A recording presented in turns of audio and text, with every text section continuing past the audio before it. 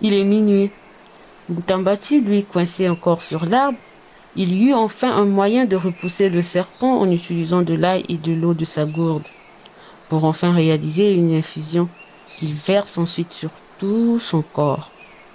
Et l'odeur de l'ail a permis l'expulsion du serpent.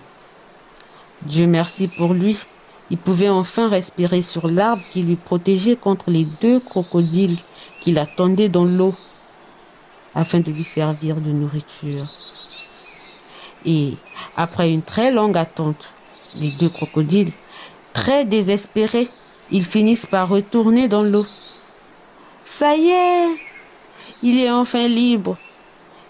Notre Mbutambati, enfin, pu s'enfuir de la rivière, quand subitement il fait rencontre d'une dame inconnue en chemin du retour au village. Et cette dame lui dit, subitement, Fiston, il est préférable pour toi d'aller dans l'autre sens de la route, car le village que tu as tant aimé n'est pas prêt de t'accueillir ce soir, vivant. Boutambati, très étonné de cette dame et tout ce qu'elle disait, lui pose la question de savoir, mais comment et que va-t-il devenir ma femme et mon fils? La bonne dame lui répondit, pour ce soir, tu dormiras dans ma case où je vis seule depuis la mort de mon mari. Et le lendemain à minuit, quand tout le village serait endormi, je sortirai ta femme et ton fils par la grande porte, afin que nous continuions le chemin à quatre jusqu'à mon village natal. Et le lendemain à minuit, la bonne dame fit ce qu'elle lui promit la veille. Et Mbutambati, lui, a retrouvé sa petite famille. Et tous ensemble ont été guidés par cette dame mystérieuse jusqu'au village prédit par cette dernière. 3 années s'écoulent. Boutambati devient le commis de tous les travaux champêtres et fermier de la dame mystérieuse. Ah, la vie a commencé à lui sourire. Le petit oiseau devient enfin grand. Le temps passe. Malgré toute la fortune amassée, il vivait avec des cicatrices du passé.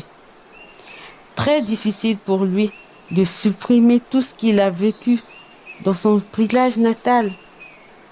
Il était donc coincé entre la vengeance et le pardon.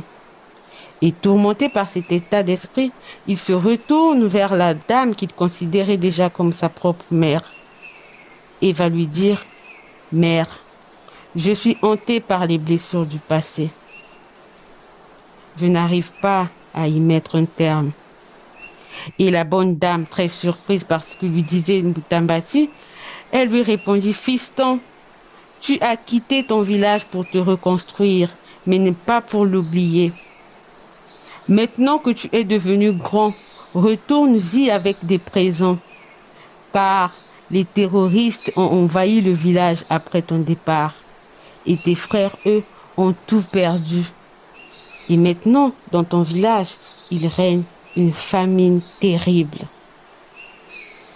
Tourmenté par cette réponse, il se retourne vers vous. À ma place, que aurez-vous fait?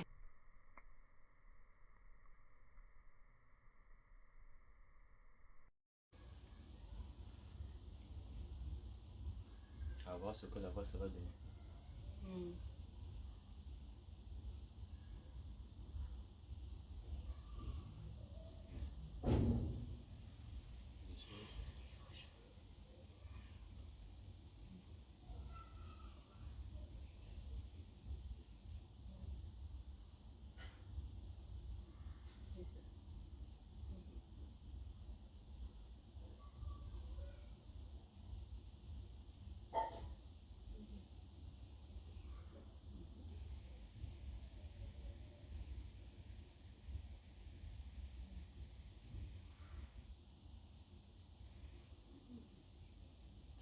C'est 10 minutes quoi.